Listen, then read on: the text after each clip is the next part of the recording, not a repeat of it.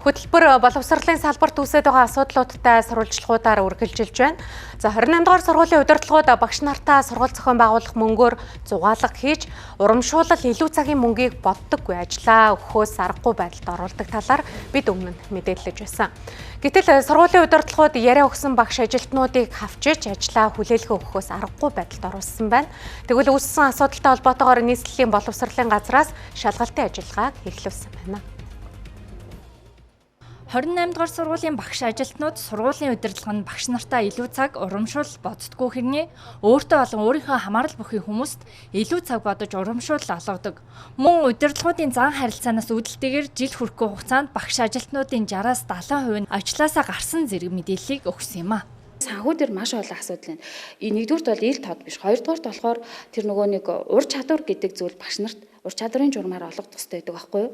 Гэтэл тэр мөнгө нь болохоор манай дээр ур чадвар яг олгох хэрэгтэй хүндээ олгогддоггүй. Одоо жишээ нь хамгийн нэг жишээ би байна. Би болохоор одоо энэ намар гэхэд эсдийн шалгалтанд хүүхдүүд одоо олон хүүхдүүд бэлдэж орсон ингээд дүүрэгтэй 3 дугаар хайранд орсон гэд маас оноо.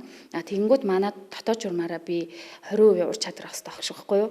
Гэтэл одоо өнөөдөр сургууль тарж ин тэгэхэд би аваагүй ур чадвар. Ер нь бол удирдлагууд бол одоо цагт чиглүүлдэг биш ингээд дарамтлагдаг байх нь одоо бид нарт ийм зохисгүй байна, ажиллахад их төвөгтэй байна гэсэн зүйлүүдийг ярьсан нэлээд багш нар тийм санал хэлсэн байна. Багш нар ажилласаа гарах тохиолдол ер нь байгаа.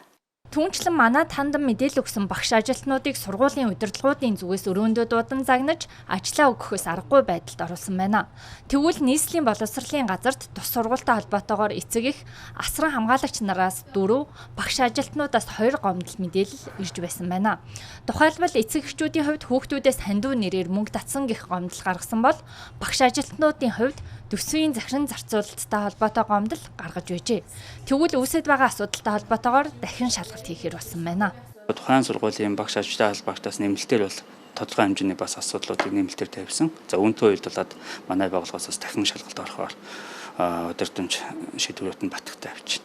За ер нь бол хөдөлмөрийн тухай хуулинд заасан ер нь бол 123/2-1-ээс 2-5 хүртэл ингээ холбогдох ажлаас салах хүртэл арга хэмжээ авах ер нь бол боломж байдаг. Тэгвэл нөгөө зөрчлийн шинж чанараас хамаарч бол холбогдох шийдвэр гарна. Одоогоор шалгалт ороогүй үр дүн нэгдсэн тайлан гараагүй учраас бол одоогоор хэлэх боломжгүй. Монгол улсын хэмжээнд багш боловсон хүчин дутагдалтаагаас гадна багш нарын цалин үнэлэмж маш бага байдаг.